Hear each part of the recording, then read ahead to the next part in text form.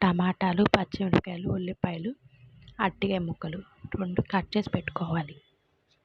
ఆ తర్వాత ఒక బాయిల్ తీసుకొని అందులోనే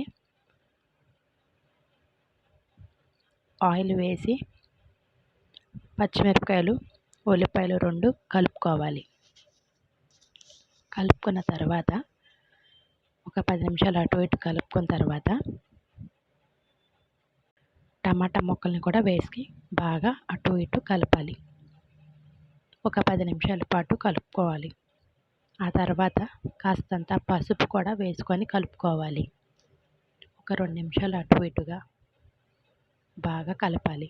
కలిపిన తర్వాత బాగా కడిగిన అరటికాయ ముక్కల్ని ఇలా కట్ చేసుకొని వేసుకోవాలి ఆయిల్లో. ఆ ముక్కలన్నిటినీ వేసుకోవాలి.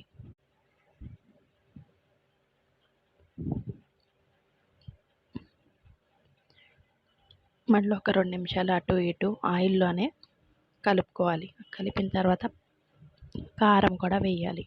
కారం మీరు ఎంత తింటారో దాన్ని బట్టి వేసుకోండి. మేము కారం కొంచెం తక్కువే తింటాము. అటు ఇటుగా కలుపుకోవాలి. కలిపిన తర్వాత కాస్తంత వాటర్ వేయాలి. అంటే ఉడకాలి కదా, అందుకే కొంచెం వాటర్ యాడ్ చేసుకొని అటు ఇటుగా కలుపుకోవాలి. కలిపిన తర్వాత